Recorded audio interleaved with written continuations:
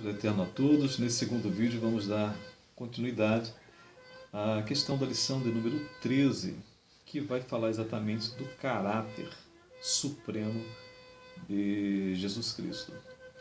É importante nós sinalizarmos que Jesus, ele como homem, ele precisa se condicionar a uma esfera de tempo bem distinta a do Jesus Deus, tá? Ou seja, no aspecto divino da sua humanidade divina.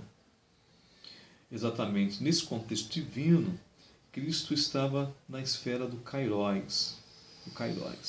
Sendo assim, ele como um homem, ele entra numa esfera diferente, uma esfera Cronos. Mas quanto ao Kairos, é importante nós citarmos o livro de Atos, capítulo de número 17, livro de Atos, capítulo de número 17, versículos 26 ao 30. 26 ao 30.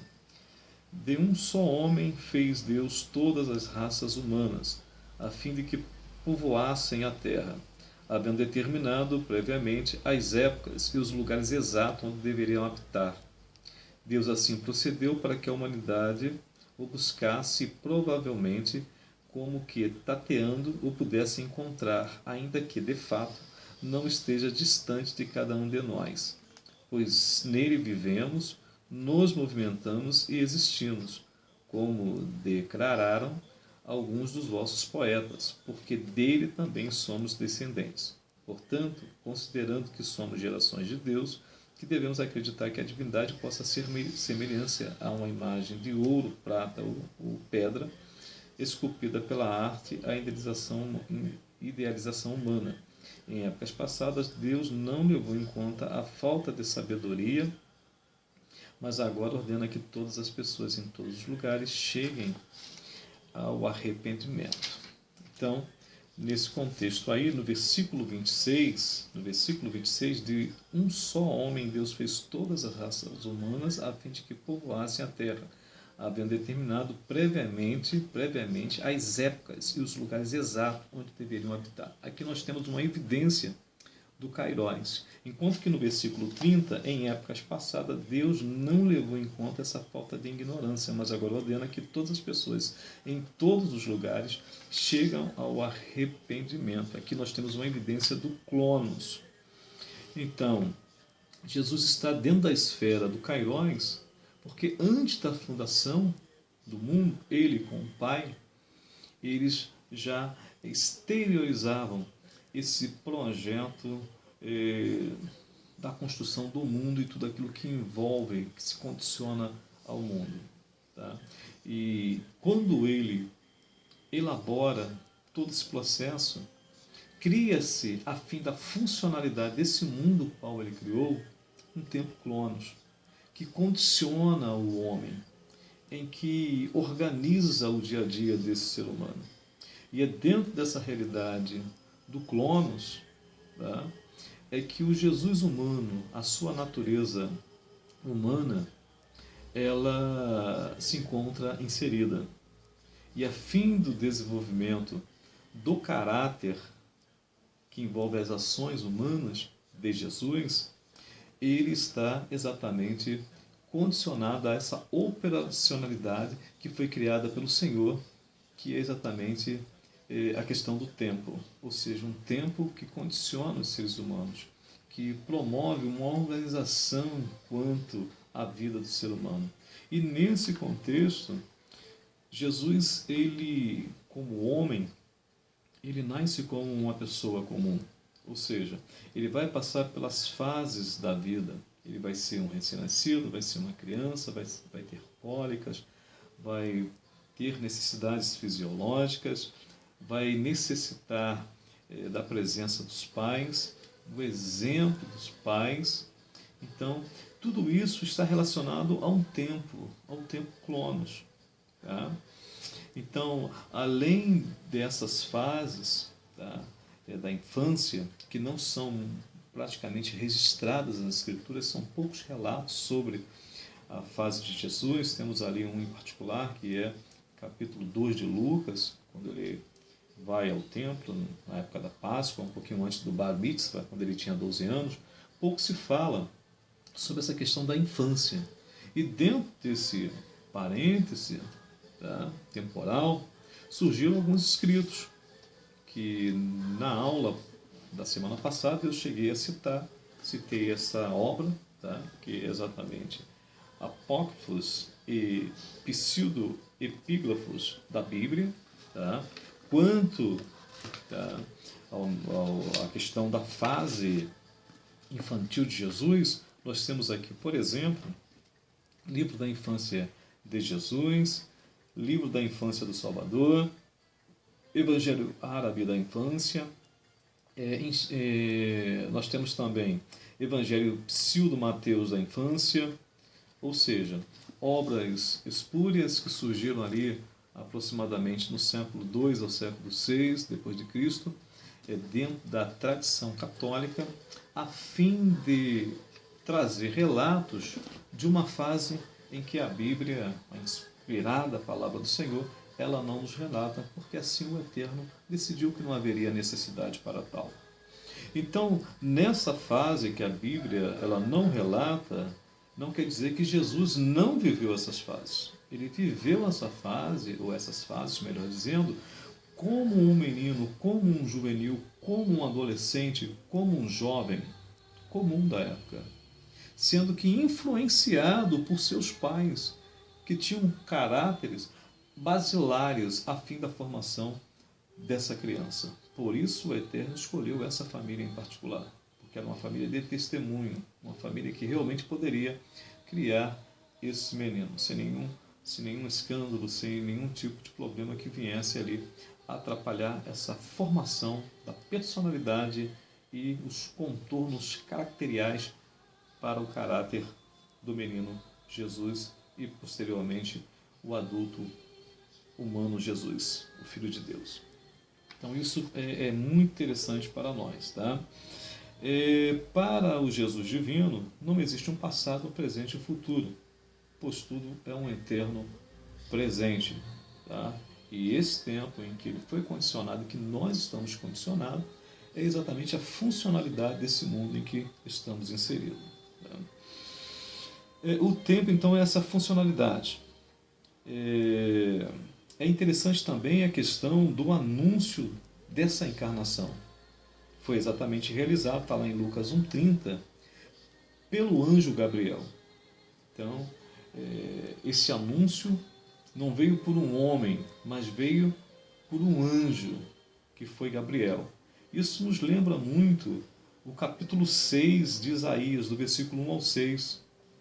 Quando o Eterno se apresenta ali no templo, nós temos, além dos serafins, nós temos o séquito de Deus, do Eterno, que é exatamente uma comitiva, tá?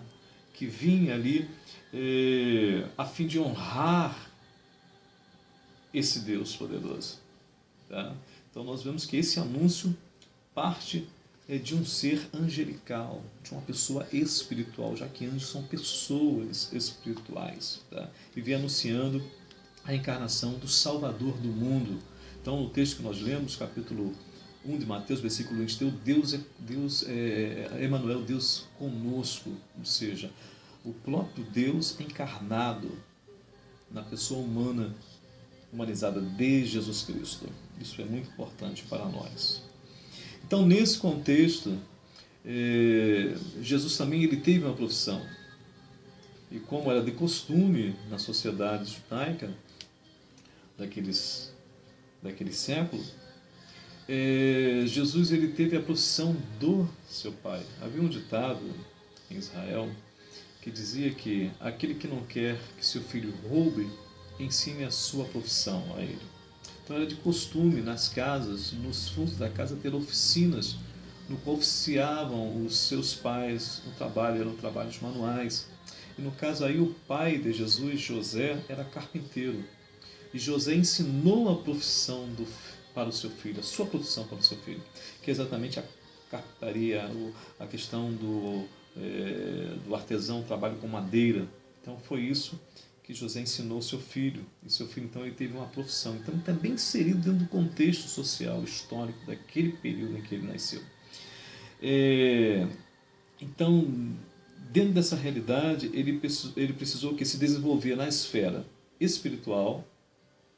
Então, foi ensinado a lei a ele, com isso foi-lhe ensinado a honrar pai e mãe, foi-lhe ensinado a amar ao próximo, e em primeiro lugar a Deus, ao Eterno.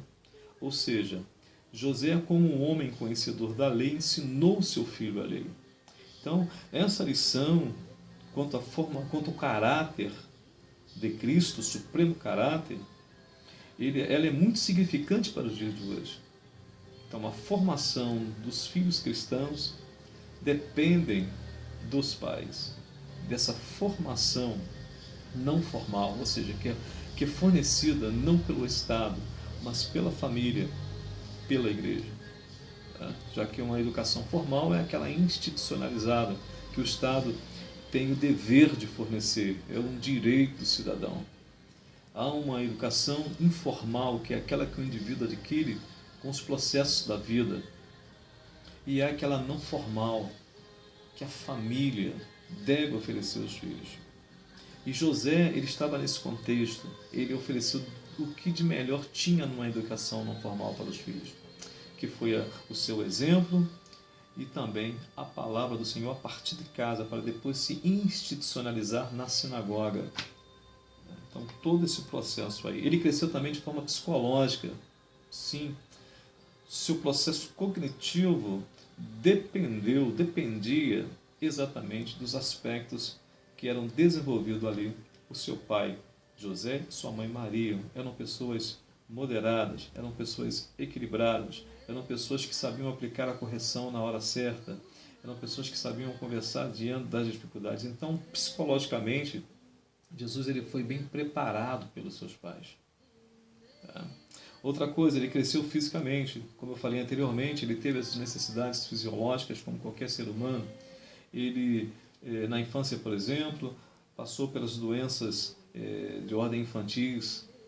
Então, naturalmente, em algum momento, teve febre, resfriado. Então, dentro do contexto humano, ele passou por tudo isso. E isso é muito interessante para nós. Vamos ler alguns textos, porque nós temos o processo da kenosis. Tá? A kenosis está lá em Filipenses 2, Filipenses capítulo 2.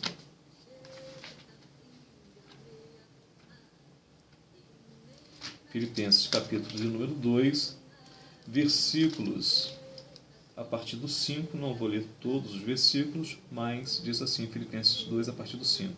Tendo em vós o mesmo sentimento que houve também em Cristo Jesus, o qual, tendo plenamente a natureza de Deus, não reivindicou o ser igual a Deus, mas, pelo contrário, esvaziou-se a si mesmo, assumindo plenamente a forma de servo e tornando-se semelhante aos seres humanos. Depois vocês leiam com mais calma até o versículo 11. Essa palavra esvaziou-se, essa tradução não é a melhor, ao meu ver, porque o Cristo ele nunca deixou de ser Deus. A kenosis está exatamente em ele não utilizar esses atributos divinos, a fim de sofrer todas as tentações e aflições que um ser humano poderia sofrer. Isso logo vai acontecer logo depois dele ser batizado. Aí nós temos um aspecto interessante desse caráter, que é a humildade. O batismo seria para quem pecasse. Jesus nunca pecou, e o próprio João Batista reconhecia isso, porque via nele a humanização de Deus entre os homens. Mas o Senhor se humilhou, e para que se cumprisse a profecia dessa encarnação do Verbo, ele se permitiu ser batizado, no aspecto caracterial da pessoa de Jesus, a sua humilhação, a sua humildade. Isso também vai ser visto quando ele lava os pés dos seus discípulos. Então são aspectos que mostram a humanidade humilde de Jesus Cristo, mesmo sendo Deus. Ele nunca deixou de ser Deus, mas ele deixa de utilizar esses aspectos. Tá? Então a kenosis é isso, não seria um esvaziamento, Tá? Ele deixou de ser Deus. Não, ele não deixou de ser Deus. Ele só não utilizou, tá, os seus atributos divinos. Vamos ler também Hebreus, carta universal aos Hebreus, autor desconhecido. Hebreus, vamos ler Hebreus.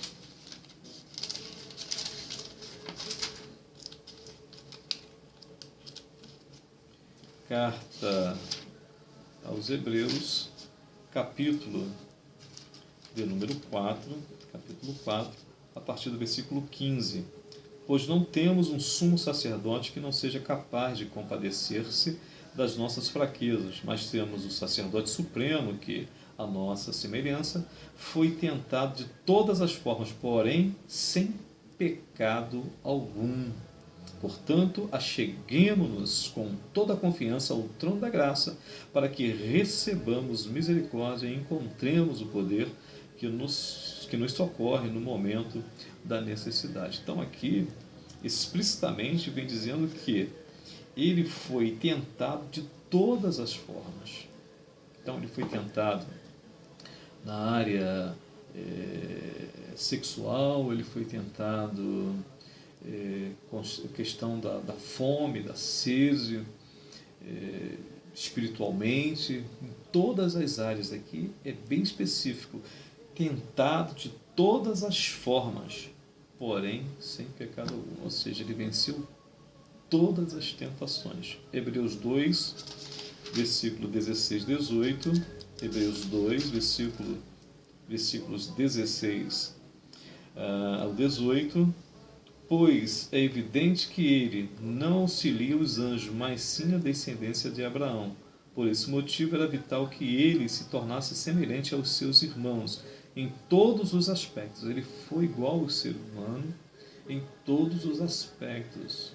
Tá? Então, anatomicamente, emocionalmente, portanto, psicologicamente, tá? Ele foi igual a todos os seres humanos, a fim de que pudesse constituir-se sumo sacerdote misericordioso, leal em relação a Deus, e pudesse realizar propiciação pelos pecados do povo.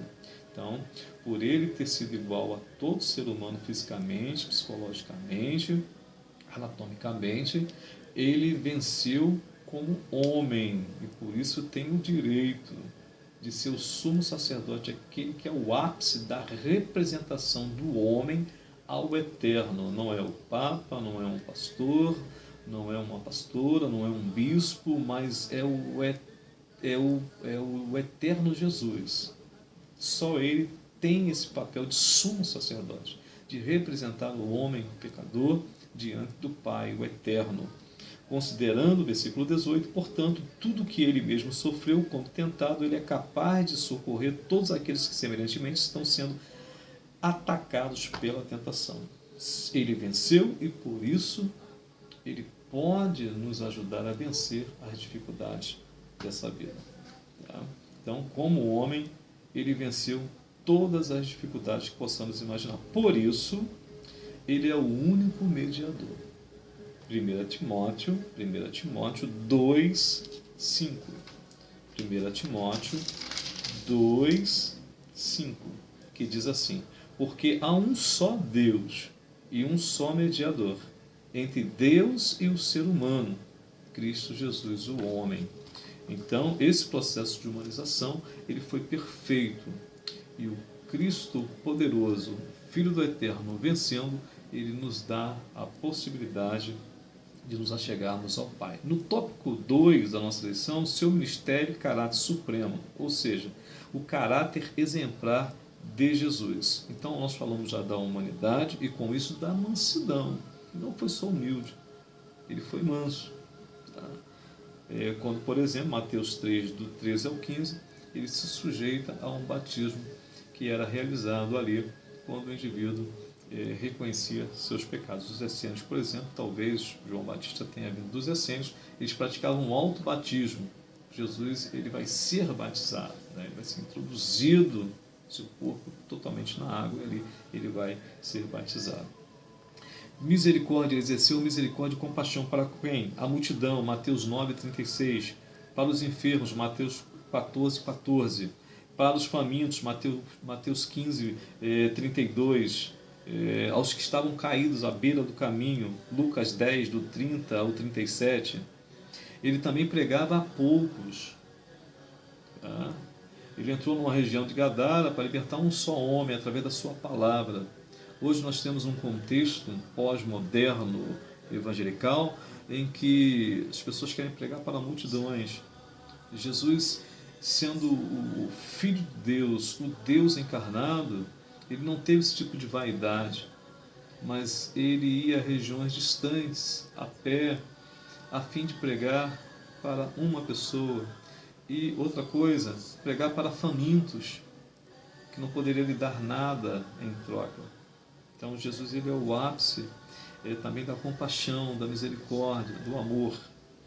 Ele tinha um espírito pacificador, está lá em Mateus 5, 23 ou 24. Diante das relações interpessoais de um indivíduo para com o outro, é comum que hajam atritos, mas Jesus sempre se apresentou a fim de apaziguar e mostrar aos seus seguidores que esse é o comportamento de um servo do Eterno. Ao invés de colocar mais lenha na fogueira, devemos ter esse espírito de pacificar e prontos sempre a nos humilharmos e pedirmos perdão dentro dessas dificuldades, dessas incompatibilidades que são comuns, já que estamos dentro de um grupo com indivíduos com personalidades totalmente distintas e que naturalmente é comum que essas incompatibilidades venham a acontecer. Paulo passou essa problemática ali com João Marcos no início da sua segunda viagem missionária, precisaram ir para caminhos diferentes, mas lá na última carta de Paulo a Timóteo, você vai perceber que aquela incompatibilidade não lhe trouxe uma raiz de amargura, mas possibilitou no final da vida buscar João Marcos, porque ele reconhecia o papel importante de João Marcos na obra do Eterno. O amor pelos pecadores era um aspecto do caráter de Jesus Cristo. João 8:11, João 15:9, João 13:15, que é um exemplo para a igreja. Ou seja, a igreja como corpo espiritual, ela é perfeita como corpo espiritual, em que Cristo é o cabeça. Mas quanto à sua organização, ela tem as imperfeições. Tá? E nesse contexto, precisamos ter a humildade e amarmos-nos uns aos outros como Cristo amou a sua igreja. Então, esses são alguns pontos dessa última lição, 13ª lição da Escola Bíblica Dominical, fechando aí esse segundo trimestre. Espero que eu possa ter contribuído de alguma forma. Continue pesquisando outros vídeos de outros irmãos na própria internet, lendo alguns livros, lendo, claro, a Bíblia Sagrada, e aí você terá, assim, todo um bojo, todo um conteúdo salutar a fim de desenvolver uma excelente aula da Escola Bíblica Dominical, nesse próximo